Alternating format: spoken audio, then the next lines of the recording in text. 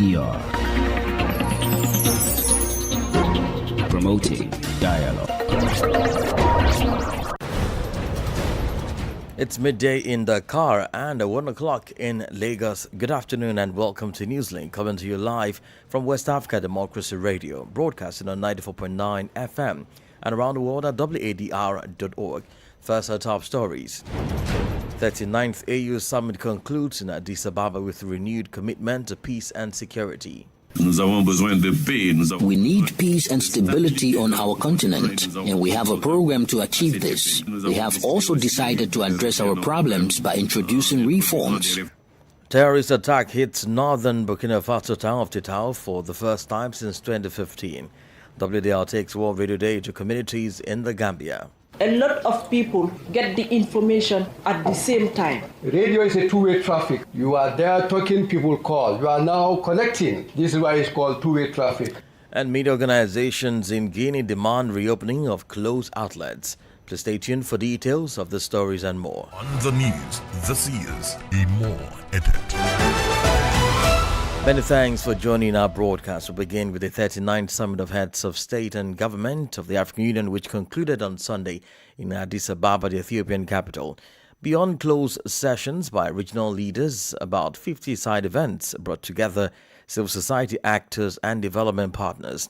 This year's central focus was on improving access to safe drinking water and sanitation. Here is a report by WDR's Abdullah Hassan in Addis Ababa. At the closing press conference, Burundian President Evariste Ndayishimiye, who holds the organization's rotating chairmanship for the next year, stated that African leaders had reached a consensus on several priority issues facing the continent. Toutes les délégations ont réitéré leur engagement. All delegations reaffirmed their commitment to building a more effective African Union, one that is citizen-centered and capable of strongly voicing the aspirations of the continent. Together, we adopted decisions, celebrations, and resolutions during this session, with a firm determination to translate our commitment into concrete actions that serve every African. En action concrète au service de chaque Africain. The African Union is prioritizing an African-led solution to the conflict in Eastern Democratic Republic of the Congo, according to Mahmoud Ali Yusuf, chairperson of the AU Commission. L'Union africaine est aujourd'hui. The African Union is now, I would say, in the best position to lead this mediation process and not leave it solely to external partners to try to resolve African problems. The Washington Agreement was well received by the African Union as well as the Doha Declaration. But now it is up to the African Union to move forward in the mediation and stabilization process. He added that the AU's peace approach also stresses the need to end other conflicts across the continent. We need peace and stability on our continent, and we have a program to achieve this. We have also decided to address our problems by introducing reforms. How we handle issues of peace and security, as well as economic and trade challenges. If we do not commit ourselves to resolving these problems, it will be difficult for us to achieve our objectives. Mahmoud Ali Yusuf further noted that the Conference of Heads of State recognized colonization as a crime against humanity and reaffirmed the African Union's solidarity with the Palestinian people. Abdullah Hassan filed a report from Addis Ababa. Meanwhile, Ghana's President John Dramani Mahama is expected to present a resolution at the United Nations General Assembly in March, seeking global recognition of the transatlantic slave trade as the gravest crime against humanity. The proposal, which has been adopted by the African Union, forms a part of wider continental efforts to advance the reparations agenda. The announcement made during Mahama's report to the 39th Assembly of Heads of State and Government. He spoke in his capacity as AU champion for advancing the cause of justice and the payment of reparations. Beginning 20th February 2026, Ghana will conduct intensive diplomatic engagements in New York with CARICOM, the Non-Aligned Movement, the Group of 77 in China, the European Union, and other regional groupings. Informal consultations on the draft text are expected to take place between 23rd February and 12th March 2026. Our objective is simple: to build a broad consensus behind this resolution. The initiative is not directed at any nation. It is directed towards truth, recognition, and reconciliation. On 24th March, Ghana will host a high-level side event at the United Nations, followed by a wreath-laying ceremony at the African Burial Ground National Museum in New York. And on 25th March 2026, the International Day of Remembrance of the Victims of Slavery and the Transatlantic Slave Trade, Ghana, together with co-sponsors and with the endorsement of the African Union, will formally table the resolution before the General Assembly. The date is intentional because it connects memory with action. We call upon all member states to support and co-sponsor this resolution. The adoption of this resolution will not erase history, but it will acknowledge it. Ghana's President John Dramani Mahama. Still on AU-related matters, Nigeria is pushing for stronger continental collaboration on health, security and sovereignty. Nigeria's delegation to the just-ended AU summit says strengthening Africa's health security architecture is now a strategic priority. This follows lessons from recent global health emergencies that expose vulnerabilities in supply chains, financing and local manufacturing capacity. WDL's Abuja correspondent Yechene Sasichi reports. Health authorities say achieving health sovereignty will require sustained political commitment, expanded regional cooperation, and increased investment in research, workforce development, and pharmaceutical production. Vice President Kashim Shettima, representing President Bola Ahmed Tinubu at the summit, emphasized the need for African countries to take greater ownership of their health systems through stronger collaboration and investment in local solutions. Sovereignty in this context does not mean isolation from the world. It does not mean retreat from global cooperation. It means preparedness anchored in competence. It means the ability to prevent outbreaks where we can, to detect them swiftly when we cannot prevent them, and to respond decisively. Nigeria's coordinating Minister of Health and Social Welfare, Professor Muhammad Ali Pate, highlighted efforts to strengthen preparedness and response systems. Nigeria is committed to leading by example, and by 2027, we declared that we wanted to retrain 120,000 community health workers in the frontline nationwide, integrated with our subnational state health systems. We've already retrained almost 80,000, and we're on a path to get to the 120,000 and more.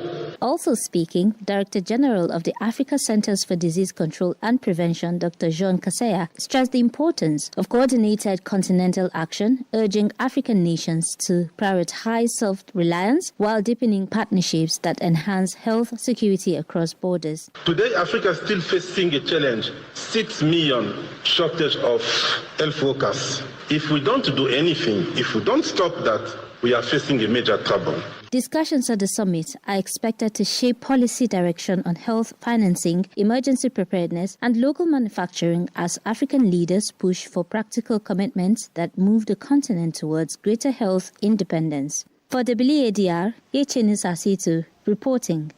Before leaving Addis Ababa, civil society, youth groups and policy communities are expressing cautious optimism about the new leadership of the African Union. The opposition echoes a memorandum issued by a coalition led by the Open Society Foundations during the Assembly of Heads of State at the 39th Summit. Many observers say the new AU chairperson, Burundian President Evariste Ndayishimiye, must move beyond declarations and take concrete steps to address the continent's multiple political, economic and security challenges. David Ashogbavi is Africa advisor at OSF. I believe that if there is anything urgent that the new chairpersons of the union need to focus on is the issue of security. And I really want to believe that because of his own background, because of his previous leadership at regional level, and also his proximity to some of the hot space in the continent, the Sahel, but also the Great Lake region, I believe he will be able to leverage on all those things to tackle the issue of peace and security, and be able to bring people who are involved in the existing discussions together so that they find peaceful solutions. That's the first point. The second one is about consolidating the unity of the continent. That is very important. We just talk about having critical mineral deal with external partners. And it is sad to see that African countries are still going individually to sign deal. I'm hoping that the new chairperson will be able to consolidate the unity of the continent, especially when it is about discussing how we manage our mineral resources.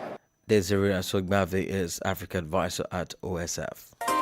More stories coming up on West Africa Democracy Radio. Newslink continues. Now on to security matters, precisely northern Burkina Faso, where the town of Titao came under a major terrorist attack over the weekend.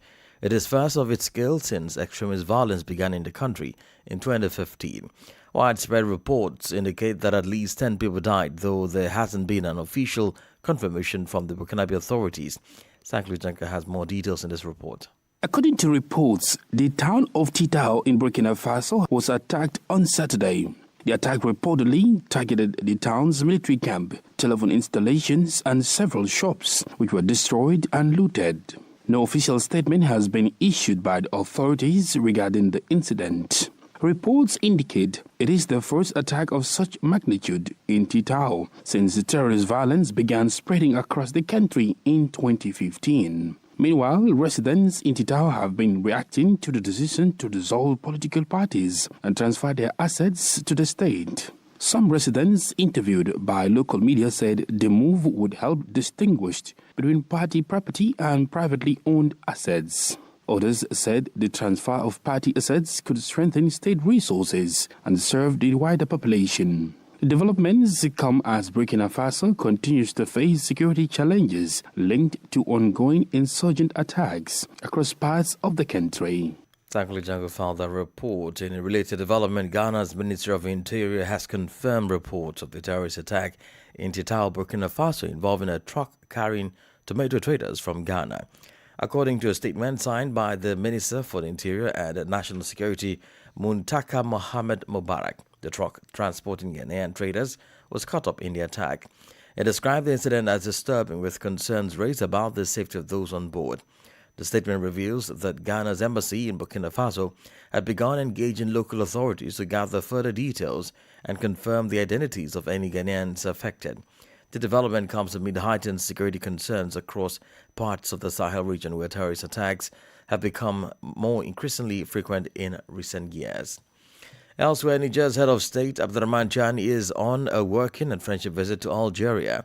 He arrived in Algiers on Sunday and was received with full honors by his Algerian counterpart, Abdelmajid Tebboune. Since taking power in 2023, this is Chani's first visit to Algeria, which aims to normalize diplomatic relations and strengthen cooperation between the two countries. Christopher Teacher completes the story. General Chiani received a warm welcome at Algiers airport by President Abdelmajid Tebboune, followed by an official reception at the presidential palace. The two heads of state held talks focused on restoring diplomatic relations after months of tension. Discussions also covered efforts to revitalize economic cooperation. General Chiani is accompanied by a high-level ministerial delegation, including the Ministers of Defense, Foreign Affairs and Energy. Niger, a producer of oil and uranium, and Algeria have launched several cooperation projects in the energy sector. General Abdurrahman Chiani is also expected to meet members of the Algerian parliament and government on Monday for further discussions. After months of diplomatic tension with countries of the Confederation of the Sahel States, Algeria has been stepping up initiatives aimed at normalization. Last Friday, Algiers announced strengthened cooperation with Burkina Faso in mining, energy and hydrocarbon sectors. However, this renewed cooperation with Niger and Burkina Faso contrasts with ongoing tensions between Algeria and Mali. Algeria had previously shut down a Malian military drone which, according to Algerian authorities, had illegally entered its airspace. Christopher Teacher reporting there. We had to Guinea, and where media organizations are calling for the reopening of several outlets that have been shut down by the authorities for more than 2 years. These media houses, widely followed across the country, were considered too critical of the government during the military transition. At the time, authorities said the closures were necessary given the exceptional political context. The country held presidential elections in December 2025, with legislative and local elections expected in the coming month. Journalists are now hoping the closed media outlets will be allowed to resume operations alongside greater respect for press freedom. WDL's Nadia Jiti reports. Sidibe Inbani, who hosted a widely followed interactive program on FIM FM, says the sudden closure of the station abruptly slowed his journalism career. Mamoudou Diallo, a former host of a popular local language program on Espace FM, says the 2-year shutdown has forced him to focus full-time on other work away from radio broadcasting. Amadou Uribari, a former senior reporter at FIM FM, hopes the station will soon return to the airwaves. In the meantime, he plans to leave Conakry and return to his village several hundred kilometers away as he struggles to meet his daily needs without employment in the capital. As Guinea moves beyond its transition period, media professionals say they are hopeful for the reopening of closed outlets and full press freedom in the country. Our Conakry correspondent Channel Alpha Ibrahim Abadi's report there and voiced by Nadi Dititi. You're listening to Newslink live on West Africa Democracy Radio, broadcasting on 94.9 FM and online at wadr.org. Here is a reminder of our top stories. 39th AU Summit concludes in Addis Ababa with renewed commitment to peace and security. Terrorist attack hits northern Burkina Faso town of Titao for the first time since 2015. Still ahead in the news, WDR takes World Radio Day to communities in the Gambia, and media organizations in Guinea demand reopening of closed outlets. We do have the press review, a guest interview, and sports news. Please stay with us. West Africa Democracy Radio. It's you speaking. Don't forget, we are streaming live on wadr.org and for the live streams on YouTube and Facebook. Now, following this year's World Radio Day celebrations on February 13, West Africa Democracy Radio held a community outreach in Niamey, the Gambia's North Bank region. The event brought together residents, local leaders and media partners to discuss the future of broadcasting. It was held under the theme, Making Artificial Intelligence a Save Our Life for Radio. The program focused on how emerging technologies are influencing journalism while maintaining credibility and trust and public trust. WDL's Banjo correspondent Sang Donamendi reports. The outreach is aimed at strengthening ties with communities and reaffirming radio's role as credible and trusted source of information. During the event, participants highlighted the importance of radio in their daily lives. A lot of people get the information at the same time, and I am grateful that we are celebrating this day. Radio is a two-way traffic. You are there talking, people call. You are now connecting. This is why it's called two-way traffic. There is no barrier now. Representing the managing director of WADR, Agnes John Tomasi, the partnership and project coordinator of West Africa Democracy Radio, Deborah Amo, underscored the significance of the gathering. We had people with disabilities talking about how if they cannot read the newspaper, they cannot watch a television, they can hear a radio. In some cases, there are people that can't hear, and it's just to show that radio's power cannot be limited by technological advancements, and that was the theme of our discussion. Also speaking at the event, the president of the Women Journalists Association, Annette Kamara, urged journalists to maintain balance and fairness when reporting on gender-related issues. And as radio presenters and journalists, when we report, we always have to be gender balanced, gender conscious, and gender sensitive. Participants also discussed the opportunities artificial intelligence presents for newsrooms, including support for research and fact-checking, while emphasizing the need for clear ethical standards to safeguard credibility. Meanwhile, community representatives welcomed the initiative, describing radio as a vital platform for dialogue, inclusion, and accountability. World Radio Day is observed annually to recognize radio's contribution to information access, social inclusion, and democratic debate. For Newslink on West Africa Democracy Radio, I am Sangdona Mendy, reporting from Banjul. This is the newspaper review. Stay abreast and find out what the top stories are in your country. This is the newspaper review. The newspaper review. We head back now to Abuja as we rejoin Echin Saseju for the press review. Greetings from Nigeria.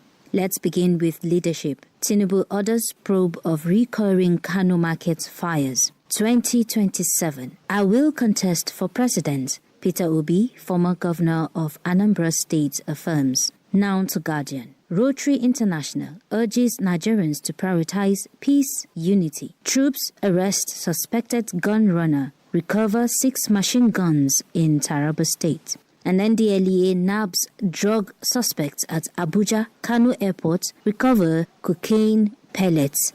War on drugs there. In Vanguard, Electoral Act harmonization. Reps under pressure to abandon compulsory e-transmission of results. Daily petrol imports declined by 42.2% to 24.8 million litres. U.S. sanctions 8 Nigerians over links to Boko Haram cybercrime. Sultan urges Muslims to search for new moon on Tuesday. 2 Nollywood production crew members found dead on location. Police, quiz, producer, food vendor and crew member. A sad one there.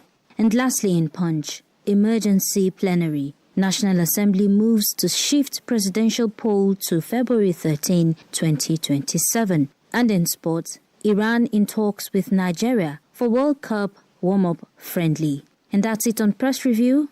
Back to you in the studio. Many thanks, Yachin Sasache there in Abuja. Politics, analysis on major news, social matters, and all. This is A Guest. Well, we head back now to the just ended 39th AU Summit in Addis Ababa, where the Open Society Foundations, OSF, and 80 pressure groups demanded protection of human rights, justice, governance, and peace in Africa. The call was contained in a joint memorandum by civil society, youth groups, legal and policy communities across global Africa. Led by the Open Society Foundations, OSF, the group calls on heads of state to move beyond declarations and take concrete steps to defend constitutional democracy, protect human rights, address ongoing conflicts, and strengthen governance institutions. The community insists that the continent cannot demand international justice while tolerating injustice at home. Our guest is Desiree Asogbavi, African advisor at OSF, who spoke with Abdullah Hassan about the memorandum. Let me start by saying that for us at the Open Society Foundations, the voice of African citizens should be heard whenever the AU Summit is meeting, whenever leaders are getting themselves together. This is actually one of the reasons why the old Organization of African Unity has been transformed to the African Union. So for us, it's important that these continents operate from the point of view of citizens as well as leadership. So the first thing we discuss about is to see the situation in which the continent is now. In the last few years, we have seen how much civic space have been reduced. Fundamental human rights have been literally violated to a point that human rights violation is now becoming the normal. This is not acceptable at all. The constitutionalism doesn't mean anything, for many countries within the continent. Elections are not held according to the policy established by the African Union itself. So this moment allow us to go through all those situations. We should not forget the conflicts that are happening within the continent and that are stopping the development process.